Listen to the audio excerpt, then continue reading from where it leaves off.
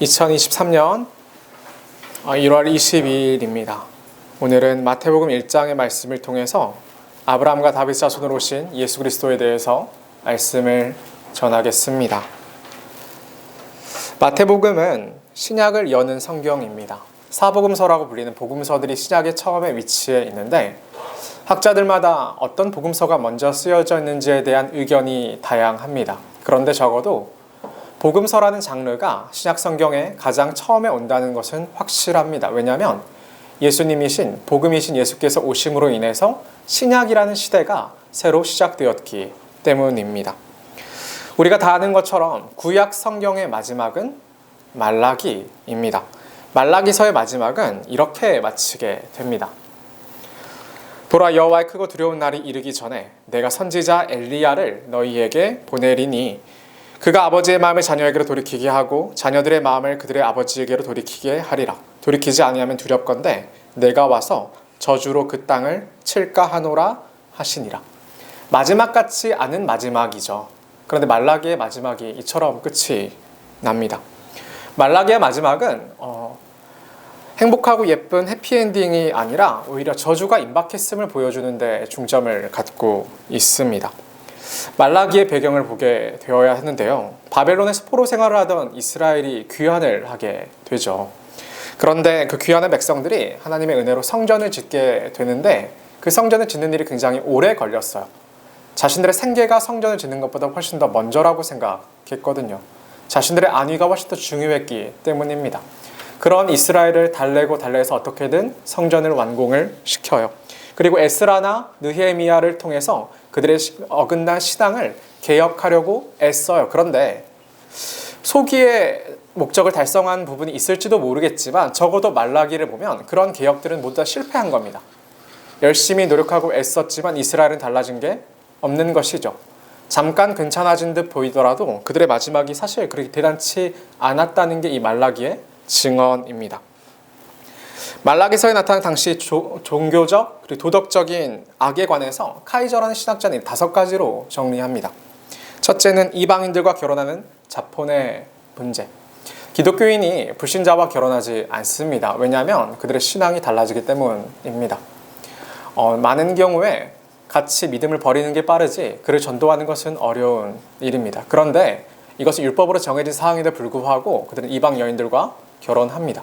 두 번째 문제는 11조를 내지 않는 문제입니다. 11조를 내지 않는 문제가 어떠한 문제냐면 제가 전에 교회에서 교회 재정, 헌금에 대해서 세미나를 준비하고 하면서 이야기를 했던 기억이 있는데 11조는 3가지 사용처로 사용이 됩니다. 그 중에 첫 번째가 뭐냐면 레위의 11조라고 해서 이 11조로 인해서 종교라는 시스템이 유지되고 그 종교라는 시스템이 돌아가게 됩니다. 그런데 이스라엘 백성들이 자기들의 경제적 이유로 자기들의 어떠한 필요를 때문에 11조를 내지 않게 됩니다. 종교적 시스템이 망가지게 되죠. 제사장과 레위인들은 더 이상 그들의 생계가 책임져지지 않게 되었고 성전은 비게 됩니다. 그게 이제 말라기에 나타났던 이야기입니다. 세 번째, 안식일을 거룩히 지키지 않는 문제가 만연합니다. 이것은 이야기하지 않아도 알만한 문제죠. 네 번째는 제사장들이 타락한 문제입니다. 백성들의 타락과 더불어서 제사장들마저 거룩해야 될 그들마저 타락의 길을 걷게 됩니다. 마지막 5번째는 사회적인 문제인데 사회적으로 가난하고 과부와 같이 연약한 이들에 대한 압제가 이스라엘 공동체 가운데 있게 됩니다. 그들을 돌보아야 될 책임이 제대로 책임져지지 않게 된 것이죠. 이것이 문제라고 지적을 합니다. 근데 흥미로운 게 뭐냐면 말라기 시대, 구약의 마지막인 말라기 시대에 이런 문제들이 있다고 했는데 현재에도 여전히 동일한 문제가 현재에도 있다는 것이 굉장히 흥미로운 부분입니다. 굉장히 흥미로운 부분이에요. 그리고 더욱 흥미로운 사실은 뭐냐면 그때에도 이스라엘 백성들은 하나님과의 관계가 문제가 아니라 자기 삶이 가장 큰 문제라고 여겼습니다. 자기 삶의 문제만 제대로 해결이 되고 그것이 어떻게 잘 좋은 쪽으로 흘러가게 되면 어떤 문제든지 문제가 되지 않는다고 여겼어요. 현대도 마찬가지입니다. 하나님과의 관계가 그 믿음이 문제가 아니라 우리가 생각하는 이 땅에서의 문제는 현실적인 문제일 뿐인 것이죠. 그게 지금 달라지지 않은 문제입니다. 말라기 당시 이런 문제들은 심각한 종교적 타락의 결과였고 불신앙의 결과였습니다. 하나님은 그래서 말라기를 마지막으로 침묵하십니다. 말라기를 마지막 침묵하셔서 다른 어떤 통로를 통해 말씀하셨는지도 모르겠습니다만 적어도 성경을 통해서 보는 우리는 구약의 마지막 성경 말라기부터 신약의 첫 성경인 복음서에 이르기까지 400년간 하나님께서 어떠한 말씀도 하지 않으신 침묵의 기간을 보냈다는 것을 보게 되는 것이죠. 그리고 말라기의 마지막 이 예언에 따라 이 선지자 엘리야가 신약 시대에 400년이 흐르고 그 400년의 간격이 흐른 이후에 이 땅에 새로 오게 되는데 우리가 아는 것처럼 이 인물은 바로 세례 요한입니다. 엘리야에 대한 여러 가지 설명들이 있는데 그는 디셉 사람이에요. 그리고 그는 털이 많은 사람이었고 가죽띠를 허리에 둘렀다 그렇게 묘사가 됩니다. 털이 많다는 것은 털옷을 입었다는 표현일 수도 있는데 가죽 벨트를 맸다는 것은 고급스러운 벨트를 맸다는 게 아니라 문명과 동떨어진 생활을 했다. 광야에서 그가 살았다라는 이야기를 합니다. 세례 요한도 마찬가지죠. 광야에서 외치는 자의 소리라고 불리게 되잖아요. 그가 낙타 털옷을 입었고 허리에는 가죽띠를 메었고 그가 먹었던 음식은 메뚜기와 석청이었습니다.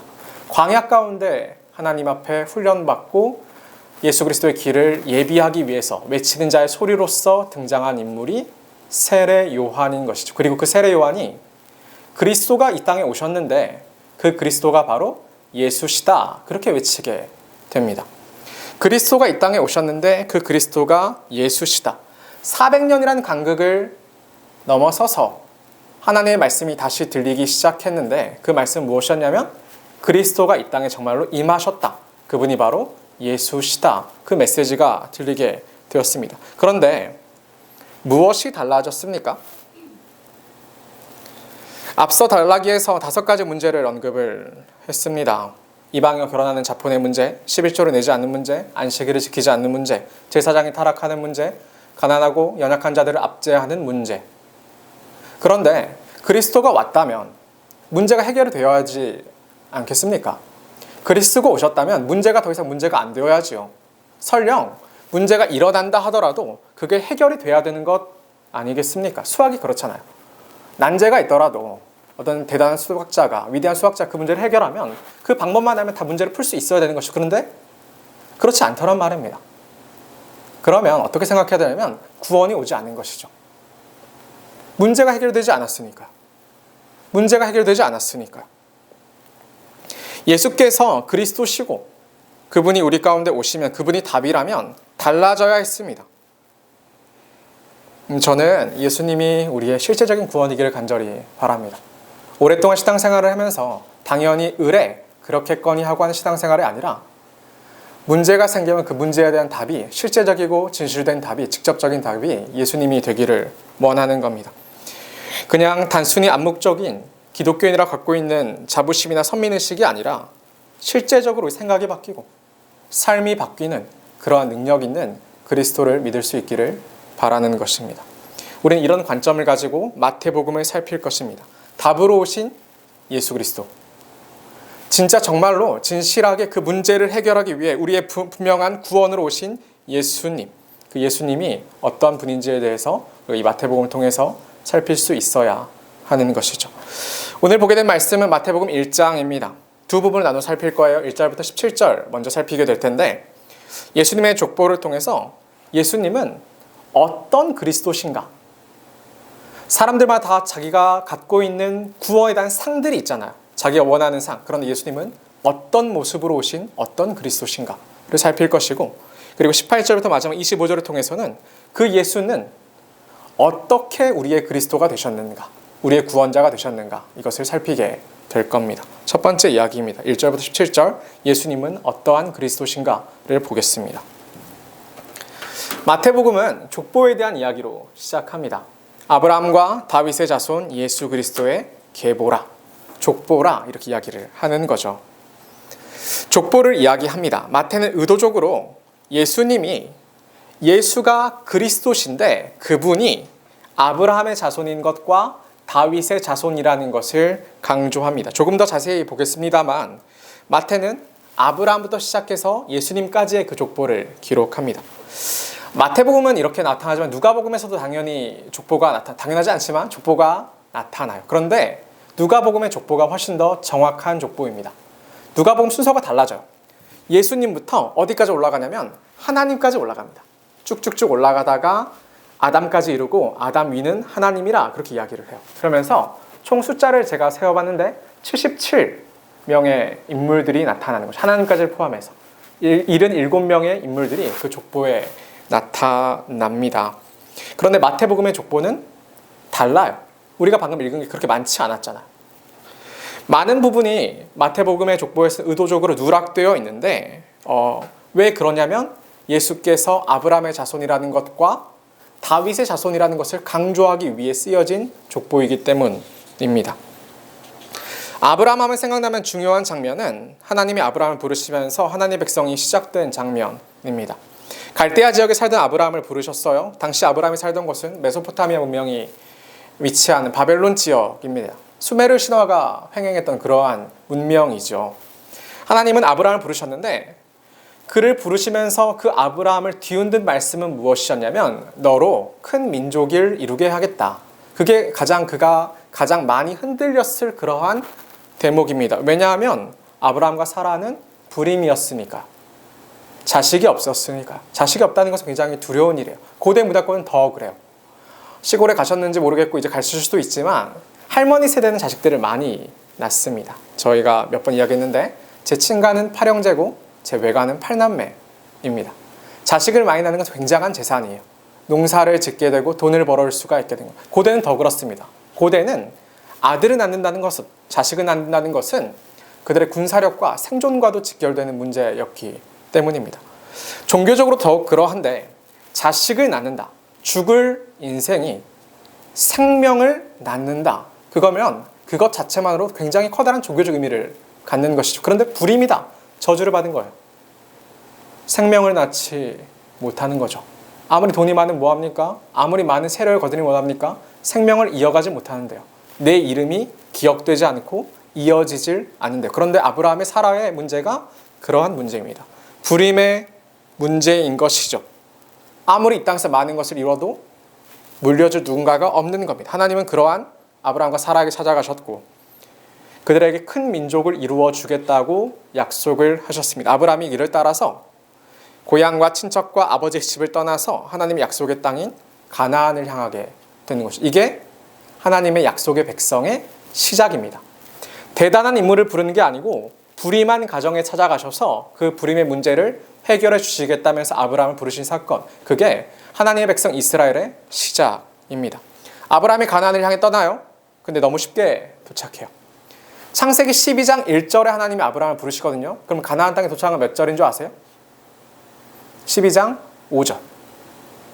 그토록 출애굽기에서는 40년이라는 세월 동안 허비하면서 가나안 땅에 도착했는데 아브라함은 쉽게 도착해요. 5절 만에 1절부터 5절에 이르는 그 짧은 시간 만에 하나님이 약속하신 그 가나안 땅에 도착합니다. 물론 우리가 배운 것처럼 아브라함은 가나안에 도착하지만 곧 가나안을 떠나죠. 애굽을 향해요. 왜냐하면 땅에 기근이 들었기 때문이에요. 흉년이 들었어요. 아브라함의 자손들은 끊임없이 가나안을 떠나서 애굽을 향하는 모습들을 우리가 계속 보게 되는데 일견하기에 기근 때문에 어쩔 수 없다고 생각할 수도 있습니다만 지리학적으로 보면 가나안은 원래 그런 땅이에요. 원래 물이 보관되지 않는 그런 땅이에요. 하늘을 바라보고 살아야 하는 땅이에요. 다르게 말하면 하나님이 은혜를 베푸시면 커다란 풍년을 맞이하는 땅이고 그러나 하나님이 은혜를 베풀지 아니하시면 가물 수밖에 없는 척박한 땅이 가나안 땅이거든요. 그런데 아브라함에게 있어서 가나안의 문제, 흉년의 문제, 기근의 문제는 하나님을 떠날 만한 문제였던 겁니다. 그러니까 그가 가나안을 버리고 애굽을 향해요. 그 자식들도 마찬가지예요. 이삭이 그래요. 야곱이 그래요. 요셉 때는 완전히 다 이주하게 되죠. 하나님께서는 가나안에 도착한 아브라함이 그 가나안에 기거하던 족속들이 있으니까 얼마나 두렵고 힘들었겠어요. 그런데도 불구하고 그 땅을 주시겠다고 약속을 하시지만 아브라함은 그곳을 떠나합니다. 유대인들은 아브라함을 믿음의 조상이라 불러요. 그들에게 아브라함은 아버지라고 불리는 인물이에요. 그런데 아브라함의 일대기를 살펴보면 그게 대단하지가 않아요. 믿음에 대해서도 많이 언급하지만 그의 불신앙에 대한 것이 훨씬 더 많이 드러나요. 아브라함의 실수에 대해서 노골적으로 성경이 이야기를 하고 있거든요. 아브라함은 성경에 나온 것처럼 2번이나 자기 아내를 누이라고 이야기해요. 자기 생명을 지키기 위해서. 첫 번째는 이집트의 바로에게, 애굽의 바로에게 그러하고요. 그 다음에 그랄 땅의 왕 아비멜렉에 그렇게 이야기를 합니다. 2번이나 자기 아내를 누이로 속이면서 자기의 목숨을 연명했던 인물이 아브라함이죠. 그런데도 유대인들에게 있어서 아브라함은 그들의 정체성이었고 그들의 특별한 조상이었습니다. 근데 마태가 이 아브라함을 어떻게 설명을 하는가, 이제 이것을 보아야 하는 것입니다. 누가에는 족보들이 쭉 나타나는데 그거와 달리 전혀 다르게 누가에서는 그렇게 많은 인물들이 나타남에도 불구하고 여인들의 이름이 하나도 언급되지 않거든요. 그런데 마태의 족보에는 4명이 언급됩니다. 마리아까지 하면 5명인데 마리아를 제외하면 4시 등장합니다. 의도적이에요. 아브라함의 후손들을 어떻게 표현하나 보세요. 먼저 3절입니다. 유다는 다말에게서 베레스와 세라를 낳고 베라스는 헤스론을 낳고 헤스론은 람을 낳고. 자세히 언급하기 시간이 많이 부족합니다. 최대한 간략하게 설명을 하겠습니다. 다말이 누구냐면 유다의 며느리입니다. 며느리죠. 당시 유다의 아들들 가운데 첫째인 엘은 하나님 보시기에 악한 인물이었습니다. 그래서인지 그가 일찍 죽임을 당합니다. 죽게 됩니다. 그런데 그에게는 아내가 있었고 다말의 아내가 있었고 자식이 없었던 겁니다. 고대 사회에서 아들이 없고 남편이 없다는 것은 굉장히 취약해지는 일이었습니다. 그가 어떠한 재산을 지켜낼 능력도 없었을 뿐더러 재산을 주장하기도 어려운 위치에 있었습니다. 하나님은 그러한 자들을 불쌍히 여기세요. 그리고 어떠한 율법을 허락하셨냐면 형사취수제, 계대결혼이라는 것을 허락하셨습니다. 형의 아내인 형수가 아들도 없이 혼자 되었으면은 그 시동생이 그 형수와 잠자리를 가져서 아들을 낳아주어야 하는 그러한 책임을 짊어지게 된 겁니다. 그러면 이제 그때 낳은 아들은 형의 아들이 되고 형수의 아들이 되어서 그렇게 그 형수를 보살피게 되는 그러한 구조를 갖게 되는 거예요. 유다가 그러한 율법을 알고 있었고 자기 며느리인 다말이 불쌍하니까 둘째 아들인 오난을 형수에게로 들어가게 합니다. 그런데 이 오난의 생각에 자기가 자식을 낳게 돼도 자기 자식이 아닌 거죠. 자기 자식이 아닌 거예요. 그러니까 그가 땅에다가 설정해요. 땅에다 사정해요. 하나님 그것을 보시고 악하게 여기세요. 그리고 오난을 죽이세요. 둘째가 죽은 거예요. 그리고 누가 남냐면 셋째인 셀라가 남는 겁니다. 그런데 이 유다의 생각에 셀라는 어리기도 하지만 그마저 죽으면 아무도 없잖아요. 두려웠어요. 며느리에게 무엇이라 말하냐면 셀라가 조금 클 때까지 기다려달라. 그러면 그 셀라를 너에게 보내서 아들을 낳게 해주겠다. 그런데 셀라가 다 컸는데도 유다가 셀라를 보내지 않죠. 나중에 유다가 여행을 떠나게 되는데 그곳에서 창녀를 만나게 됩니다. 며느리 다말이에요. 다말이 창녀의 복장을 하고 있었어요. 얼굴을 가리고 있었기 때문에 며느리인지 못 알아봤어요. 유다는 외로웠고 그 창녀와 잠자리를 가집니다. 그리고 얼마 있은 후에 어떠한 소식을 듣게 되냐면 그의 며느리가 임신하였다라는 소식을 듣게 됩니다. 부정한 거죠. 부정한 거예요. 과부일지라도 어떻게 그가 다른 외간 남자와 자식을 낳을 수 있단 말입니까? 임신했다는 것은 굉장히 심각한 문제예요. 돌로 쳐서 죽여야 되는 그러한 문제였습니다. 그런데 그 며느리 다말이 무엇을 꺼내드냐면 나와 관계를 가진 인물의 물건을 꺼내드는데 그게 바로 유다의 지팡이인 거죠. 유다의 지팡이에요. 시아버지가 셀라를 주지 않았으므로 그가 유다를 통해서 그 자식들을 낳게 된 겁니다. 얼마나 기구한 이야기입니까? 유다는 며느리인 다말에게서 2 아들을 낳게 되는데 그들이 이제 아들로 불리게 되거든요. 베레스와 세라입니다. 쌍둥이가 태어나게 됩니다. 유다는 이스라엘 가운데 왕이 날 것이라는 약속을 받게 된 유다 지파의 선조가 되는데 그의 뒤를 잇는 것은 엘도 아니고 오난도 아니죠. 그는 죽었으니까요. 또 셀라도 아니에요. 누가 그의 뒤를 잇게 되냐면 며느리에게서 낳게 된 베레스였다라는 사실을 우리가 생각해 보는 겁니다. 굳이 언급하지 않아도 될 이야기를 마태가 언급해요. 다말을 언급하면서 그 이야기를 하는 겁니다. 다말이 가나안 출신의 이방인 여자라는 그 출신까지를 생각해 본다면 그들이 대단히 여겼을, 유대인들이 대단히 여겼을 아브라함으로부터 시작된 족보는 꼬이게 되는 겁니다. 마태의 의도는 무엇일까? 두 번째로 언급된 여인은 5절에 나타난 라합이라는 여인입니다. 살몬은 라합에게서 보아스를 낳고, 라합은 우리가 다 알고 있는 여자입니다. 여호수아와 이스라엘이 가나안의 첫 성인 여리고성을 들어가게 될 때에 그때 정탐하려고 정탐꾼들을 보내게 되거든요. 그런데 그 정탐꾼들을 숨겨준 인물이 바로 이 라합이라는 여리고 여자인 거예요. 근데 이 여자는 취약한 계층이에요. 이 여자도 참 재밌게도 창녀인 거죠. 몸을 파는 기생이에요. 그런데 그가 소문을 듣고 여호와 하나님을 경외하게 되었고 이 정탐꾼들을 숨겨주게 됩니다. 그리고 그녀가 살몬과 결혼해서 보아스를 낳게 되는 것이죠. 우리가 지금 살펴보고 있는 것은 예수 그리스도의 족보예요. 아브라함의 족보이자 예수 그리스도의 족보예요. 그런데 그 족보에 누가 들어오냐면 또다시 이방 여자이자 창녀 출신인 라합이 섞이게 돼요. 마태는 그것을 일부러 기록합니다. 일부러 기록해요.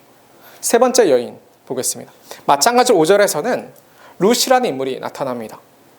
이 여인 또한 모압 여인입니다. 이방 여인이에요. 사사기 뒤에 보면 룻기가 나타나게 되는데 이 룻기의 주인공이 이 룻이라는 여자입니다.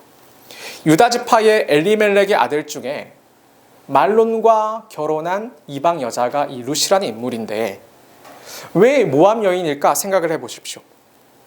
왜 여기서도 이방 여자가 등장하냐면 엘리멜렉과 그 가족들이 가나안 땅에 기근이 들자 모압 땅으로 이주를 하고 말거든요. 모압 땅으로 이주를 해요. 하나님의 백성이 하나님의 땅을 떠나서 그곳이 좀 힘이 들자 모압 땅으로 이주를 합니다. 그리고 그곳에서 엘리멜렉의 두 아들들이 결혼을 다 해요. 그런데 그곳에서 기구한 운명을 맞게 되죠. 엘리멜렉 거기서 죽고 두 아들인 기련과 말론이 둘 다 죽게 돼요. 누가 남냐면 엘리멜렉의 아내인 나오미와 그 두 며느리인 룻과 오르바만 남게 되는 상황인 거예요. 나오미가 얼마나 막막하겠어요. 자기 남편이 죽고 아들들도 죽었는데 그리고 며느리들밖에 없는데 자식들도 하나도 못 이은 채로. 그래서 이 나오미가 뭐라고 말하냐면 며느리들한테 너희 아버지의 집으로 돌아가라. 그래서 차라리 재가를 해라.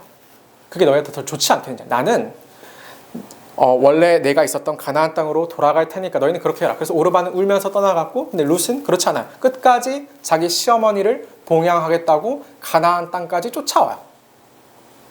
룻이라는 인물이 그래요. 굉장히 희한한 인물이죠. 생각해봐요. 당시 모압은 적대적인 나라예요. 적대적인 나라예요. 많은 군사적인 충돌이 있었어요. 성경을 조금 더 자세히 아는 이들은 모압과 이스라엘이 함께하는 일이 얼마나 어려운 일인지 알 수 있어요. 그런데 이 룻이 시어머니를 봉양하려고 가나안 땅에 돌아요. 시어머니를 위해서. 그리고 그가 어떤 사람과 재혼하냐면 보아스와 결혼해요. 그리고 보아스를 통해서 또 자식을 낳고 그가 아브라함의 후손이자 다윗의 그 족보이자 예수 그리스도의 족보에 속하게 되는 거죠. 마태는 계속해서 무슨 이야기를 하느냐면 이방 여인들이 이스라엘보다 낫다라는 이야기를 계속해서 해나가요. 하나님의 백성이라 불러놨더니 하나님 말씀을 지키지도 않고 하나님을 신뢰하지도 않고 하나님 뜻대로 전혀 살지도 않았는데 이방 여인들이 오히려 옳더라. 그들이 더 낫더라. 그 이야기를 그 부끄러운 과거를 계속 들춰내는 거예요. 이 족보를 통해서. 마태가 언급한 아브라함의 족보는 그러니까 대단치 않은 것이죠. 부끄러운 것이죠. 부끄러운 건 투성인 것이죠. 보아스는 룻과의 사이에서 오벳을 낳게 되고 오벳은 이새를 낳고 그리고 이새로부터 우리가 알고 있는 다윗 왕이 출생하게 되는 겁니다. 다윗 왕이 그렇게 출생하게 되는 거예요. 때문에 아브라함부터 다윗까지 이어진 이 족보를 아는 이들이라면 그 족보가 얼마나 대단치 않다는 것을 알게 되는 것이죠. 위대하지 않은 것이죠. 대단하고 위대해서 엄청난 줄 알았는데 근데 그렇지 않은 겁니다. 그런데 또 기억해 볼 것은 그런데도 그렇게라도 그들의 족보가 이어져 내려오죠. 끊겨도 이상하지 않았을 텐데. 그렇잖아요. 그런데도 불구하고 하나님께서 그들을 통해서 그 유다의 후손들이 이어져 나오게 하세요. 하나님은 아브라함에게 자식을 주신다고 약속하셨습니다. 아브라함이 이 약속이 이루어지기까지 얼마나 걸렸냐면 25년의 세월이 걸리게 돼요. 75세의 아브라함이 하나님께 부름을 받고 자기 친척과 고향을 떠나요. 그리고 나서 그가 아들을 낳기까지 100세가 되었습니다. 25년이란 시간을 기다려야 됐어요. 그 오랜 시간을요. 그 사이에 답답했던 아브라함 여러 시도를 합니다. 사라의 몸쪽인 하갈과 동침하여 낳게 된 인물이 이스마엘이죠. 이스마엘이에요. 그는 하나님께 뭐라고 이야기를 했냐면 이스마엘로 제 후대를 잇게 하여 주세요 이렇게 이야기를 합니다. 그런데 하나님이 그렇게 말씀하지 않으시죠. 사라를 통해서 난 자라 하나님의 자손이 될 거라고 약속의 자손이 될 거라고 그렇게 말씀하셨습니다. 그리고 결국에 불임이었을 뿐만 아니라 시간이 좀 더 흘렀어요. 사라가 폐경에 이르렀는데 그 사라와의 관계에서 이삭이 태어나게 되죠.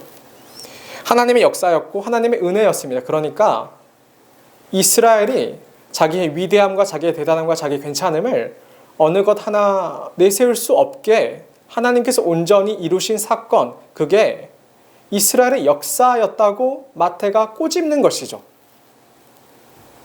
대단치 않은 자들을 향하여, 그런데도 그들을 하나님의 백성이라 말씀해 주시고 그들을 지금까지 유지해 오신 것이 하나님이시다. 하나님은 은혜를 베푸시는 분이시다. 보세요. 유다는 이방 여자와 결혼한 망난이에요. 이방 여자와 결혼해 세 아들을 낳았었는데 엘과 오난과 셀라예요. 엘과 오난은 하나님 보시기에 악하여 죽었어요. 셀라는 그 이후에 대단한 언급도 없어요. 때문에 어떻게 유다가 이 약속의 자손의 그 대의를 잇는 인물이 될 수 있겠습니까? 그런데 유다가 이어요. 이해할 수 없게도 그 며느리에게서 난 베레스를 통해서 이어져, 약속이 이어져 내려와요. 구차한데, 참 경건치 않은데, 더럽고 부정한 모양으로. 이후로도 마찬가지였습니다. 라합은 기세형이었고 가나안 여자였습니다. 룻은 모압 여인이었고 게다가 과부였습니다. 도무지 이어지기 어려워요. 그들의 대가 끊어지는 것이 당연합니다. 그런데 하나님께서는 그들을 통해, 그리고 그 연약한 이방 여인들을 통해 그 약속의 자손이 이어져 내려올 수 있도록 허락해 주셨습니다. 그것을 은혜라고 이야기합니다. 그러다 유대인들이 사랑하고 자랑스러워하는 한 왕 다윗까지 이어져 내려오게 되는 겁니다. 마태는 족보를 기록하면서 하나님 베푸신 은혜에 초점을 맞추어 기록합니다. 사람을 영시하지 않고 특별하다거나 대단하거나 괜찮은 존재로 표현하려 하지 않습니다. 현대에도 이 이해가 굉장히 중요한데, 사람이 구원을 받는 것은 사랑스럽기 때문이 아닙니다. 사랑스럽기 때문이 아닌 거죠. 현대에는 하나님을 아버지로 그리고 우리를 자녀라고 표현하는 게 너무나 강화되다 보니까 하나님 보시기에 우리는 얼마나 사랑스러울까라는 표현을 자주 쓰지만 그렇지 않은 것이죠. 사랑스러울 만하지 않은 것이죠. 사람이란 존재는요. 사랑스럽기 때문에 자녀로 삼아주시는 게 아니라 오직 은혜로 말미암아 자녀로 삼아주시고 사랑스럽게 봐주시는 것이죠. 그런데 우리가 이것을 잊어요. 끊임없이 하나님을 거역한 이스라엘, 끊임없이 하나님이 아니라 애굽을 향했던 이스라엘, 하나님의 명령과 달리 이방인들의 모양을 쫓았던 이스라엘, 무능하고 무력했던 보잘것없던 이스라엘, 이방인보다 못한 이스라엘 모습이 우리가 기억해야 될 이 족보의 모습이었던 겁니다. 끊임없이 하나님을 거역하더라. 그런데도 하나님이 붙들어 주셔서 하나님의 자녀로 우리가 서 있는데도 그것이 감사한 줄 모르더라. 우리가 이것을 잊지 않았는지 생각해 봐야 됩니다. 사랑받는 거 좋고 존중받는 거 좋아요. 그런데 그렇다 보니까 우리는 하나님의 은혜로 구원받다는 사실을 잊어버려요. 우리 자신에게 가치를 부여하는 게 참 쉽고 내 생각에는 선택을 우선순위에 놓는 것이 참 당연하고 하나님의 은혜를 은혜의 하나님이라고 생각하기보다는 억압하는 분으로 여기는 것을 당연하게 생각하게 되는 거죠. 마태는 그런 기독교들을 향해서 우리의 실체를 보여줍니다. 대단치 않다고요. 대단치 않더라고요. 우리는 그냥 죄를 간과하며 넘어가며 살아갈 뿐 전혀 의롭지도 않다고요. 그럼 다윗을 볼까요? 아브라함의 자손이면 다윗의 자손으로 오신 예수 그리스도이신데, 다윗은 어떤 인물이냐면 다윗에 대한 첫 언급은 그가 얼마나 위대한 왕이었냐는지가 아니었습니다. 이새는 다윗 왕을 낳으니라. 다윗은 우리아의 아내에게서 솔로몬을 낳고. 밧세바를 강제로 취했던 인물입니다. 그런데 밧세바가 임신해 버리자 그 사실이 들킬까 두려워서 자기의 충실한 부하였던 햇사람 우리아를 죽여요. 우리아 아내라 표현되어 있으니까 우리아가 햇사람이거든요. 그냥 이방인이에요. 우리아도. 그러니까 아마 밧세바도 이방인일 가능성이 높습니다. 그런데 그 다윗이 그 충동을 이기지 못하고 그런 일을 저질러요. 그 위대한 다윗 왕이 그래요. 왕이라고 이야기되죠. 강조하는 것입니다. 위대한 왕입니다. 그런데 그가 자기 부정을 감추기 위해서 살인을 행합니다. 그런데 하나님은 더 재밌게도 다윗에겐 여러 아내들이 있었는데도 불구하고 이 우리아의 아내를 통하여 약속의 대를 이어나가시죠. 이 족보를 여러분 보면서 그런 생각을 하는 겁니다. 참 아내들이 많았잖아요. 그런데 왜 이런 부정한 여인이어야 했을까? 왜 그래야 됐을까? 다윗은 굉장히 중요한 역할을 맡고 성경에서요. 다윗에게 영원하고 견고한 왕위가 이어질 것이 하나님으로부터 약속되었기 때문입니다.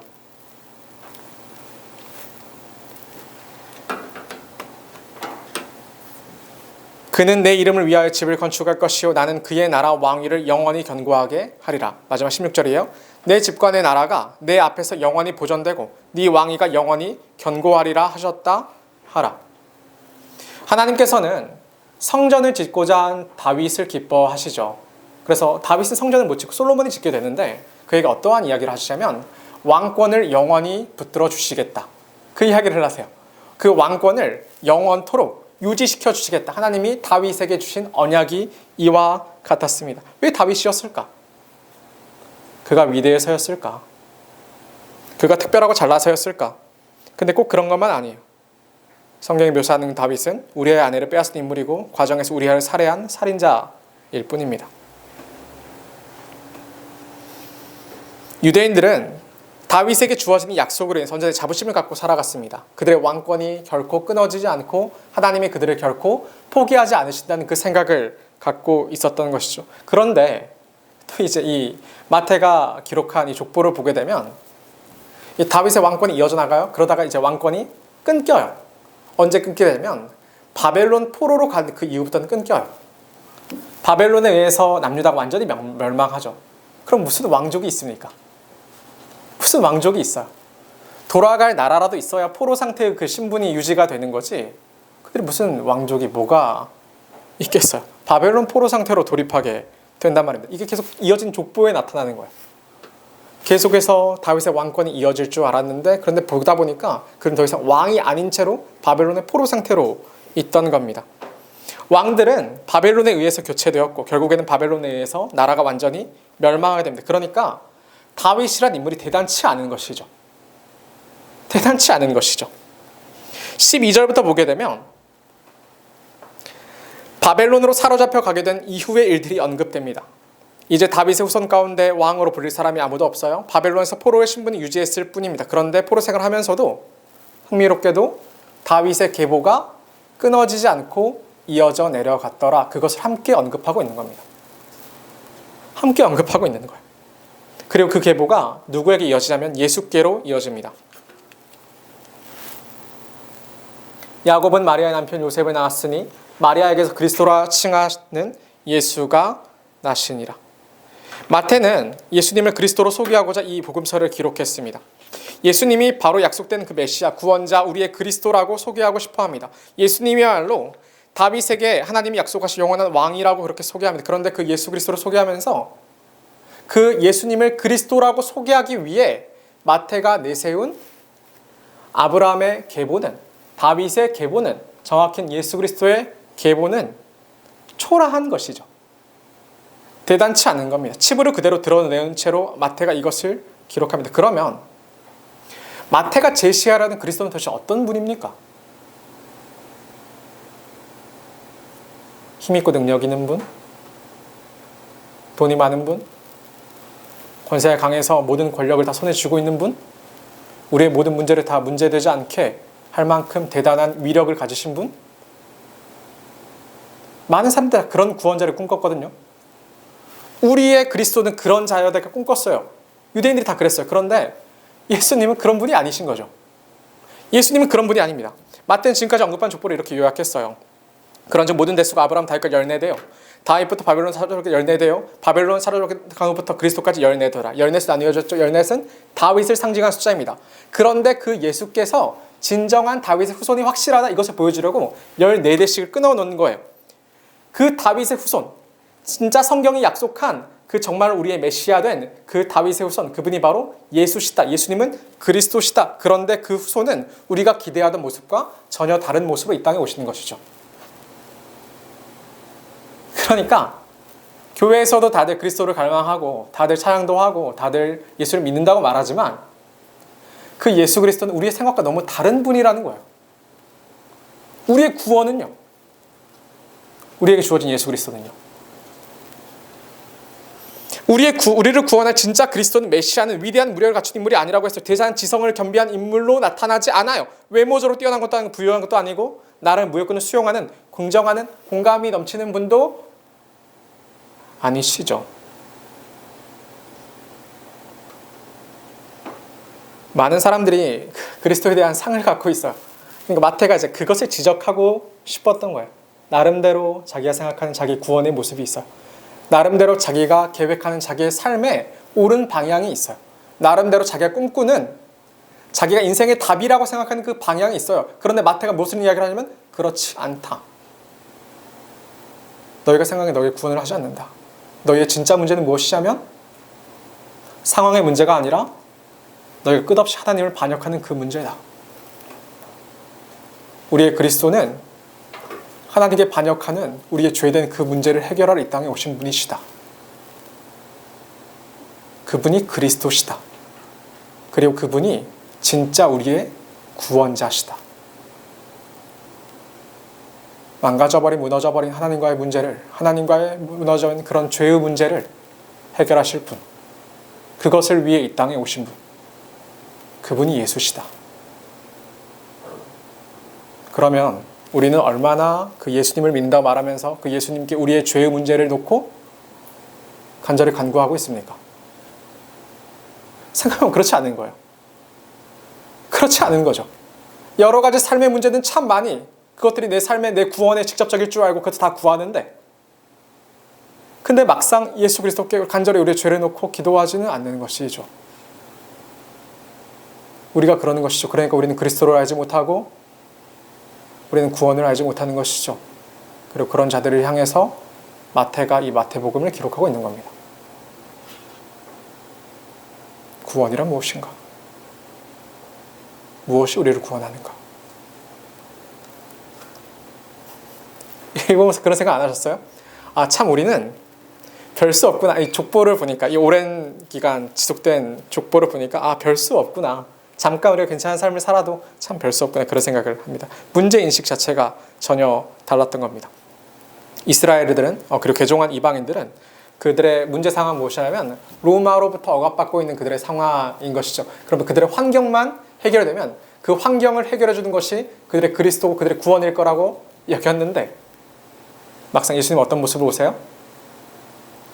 베들레헴 땅에 그 작고 작은 베들레헴 땅에 초라하고 연약한 아기의 모습으로 그리고 이방의 갈릴리의 나사렛이라 불리는 나사렛 예수라 불리면서 그렇게 그들에게 오시죠. 그들의 기대치와 너무 다른 모습을 보세요. 그러면 예수님이십니다. 청년 여러분, 우리의 문제가 무엇입니까? 우리의 문제가 무엇입니까? 우리는 무엇을 놓고 예수님을 찾아야 됩니까? 다시 이야기해 볼까요? 말라기에서 언급한 5가지 문제. 이방인들과 결합하는 자본의 문제. 신앙을 지키려고 애쓰지 않는 문제. 11조를 내지 않는 문제. 현대는 조금 더 다르게 해석할 필요가 있습니다만 11조라는 것은 그리스도의 의무에 해당하죠. 안식일을 거룩히 지키지 않는 문제. 제사장이 타락한 문제. 사회적으로 가난하고 약한 자들을 압제하는 문제.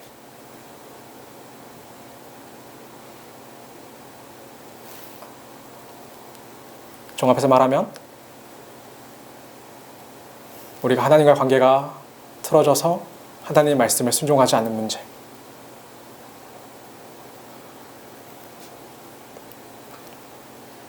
근데 예수님은 이 문제를 해결하기 위해 우리 가운데 오셨다.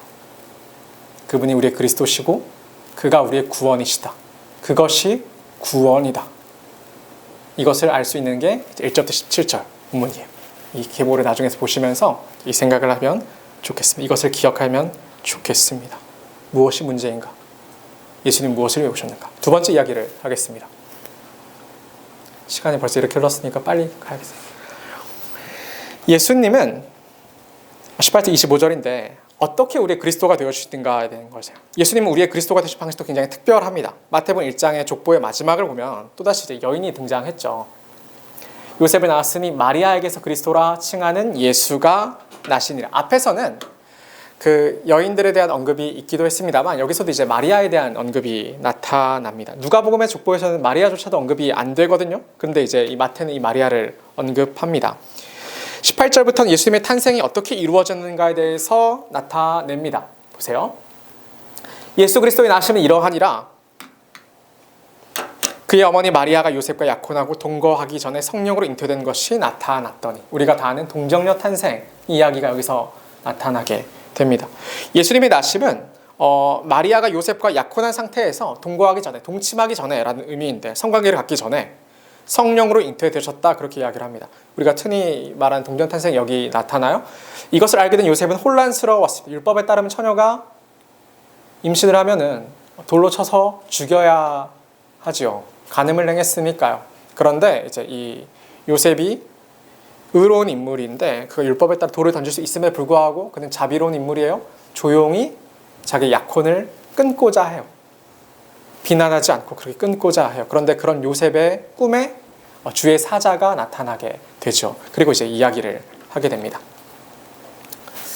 이 일을 생각할 때 주의 사자가 현몽하여 이르되 다윗의 자손 요셉아, 다윗의 자손 요셉인 거죠. 네 아내 마리아 데려오기를 무서워하지 말라. 그에게 잉태된 자성령으로 된 것이라. 아들을 낳으린 이름 예수라 하라. 이는 그가 자기 백성을 그들의 죄에서 구원할 자이심이라 하니라. 이는 처녀가 잉태하 아들을 낳을 것이며 그의 이름이 임마누엘 하리라 하신 이사야의 예언의 성취이기도 합니다. 요셉의 꿈에서 깨어 임신한 마리아와 결혼을 올렸고 그리고 예수께 탄생하시기까지 동침하지 않습니다. 18절부터 이야기는 우리에게 굉장히 익숙합니다. 성탄절 때 매번 이제 반복하게 되는 그 스토리 라인이니까요. 예수님의 탄생에 대한 부분은 성경 이야기로 많이 알려져 있는데 근데 왜 이 같은 방식이어야 하는가에 대한 질문을 던져봐야 됩니다. 제가 박씨인데 박씨의 시조는 박혁거세요. 그가 아래서 태어났다고 이야기를 했어. 그것은 무슨 까닭이 있는 게 아니에요. 그에 대한 어떤 존경심, 대단함, 위대함을 표현하기 위해서 그런 신화를 넣었겠죠. 그러니까 그런 이야기가 나왔을 건데 그럼 예수님도 그런 겁니까? 그가 일반 사람과 좀 다르더라 이걸 하기 위해서 동정녀 탄생을 넣었겠습니까? 그렇지 않아요. 그 당시에 동정녀 탄생은 굉장히 많은 의심을 불러일으켰을 거예요. 돌로 맞아도 죽어서 이당하지 않는 그러한 일이었어요. 그런데 예수님은 그렇게 태어나세요. 왜 그렇게 태어납니까? 예수님의 계보를 지금까지 살폈습니다. 아브라함 다윗까지, 다윗도 바벨론 포로 전까지, 포로기부터 예수까지 이어지는 그 내용을 보았을 때 그런데 마지막에 이르러서 예수님이 다윗의 계보에 속하게 되는 이 방식은 양자가 되는 것입니다. 양자가 되는 것이죠. 이분이 굉장히 중요해요. 친자식이 아니에요. 요셉의 친자식이 아니라 양자가 된 것입니다. 예수님은 다윗의 자손인 요셉의 아들로 입양이 되신 겁니다. 그래서 그로 인해서 다윗의 후손이 될 수 있었던 것이죠. 하나님은 그리스도 예수님을 다윗의 자손이 되게 하시기 위해서 그를 요셉에게 입양시키셨습니다. 예수님은 이를 통해 합법적인 다윗의 자손이 되신과 동시에 하나님의 아들이라는 이중적 신분을 갖게 되십니다. 우리는 이 장면을 통해서 우리가 어떻게 하나님의 자녀가 되느냐 하는 것에 대해 생각해 봐야 합니다. 우리가 어떻게 구원에 이르느냐. 우리가 하나님의 자녀가 되는 것은 입양되는 것입니다.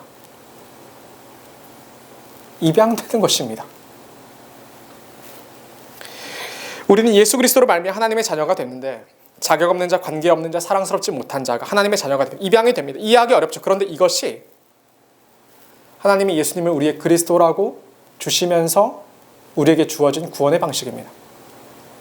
입양되는 것.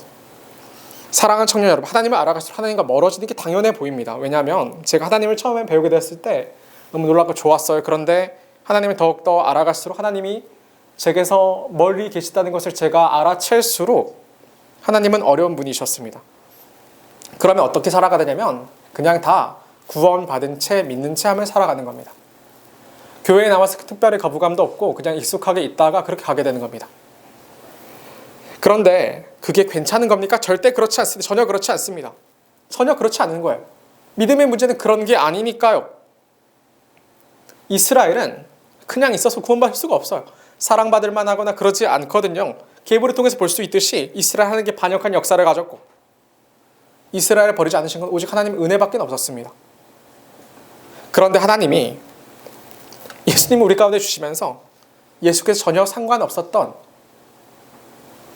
요셉의 아들로 다윗의 후손으로 그 양자가 됨으로 입양이 되신 것을 우리에게 보이셨습니다. 예수님은 그런 방식으로 우리의 그리스도가 되어주신 겁니다.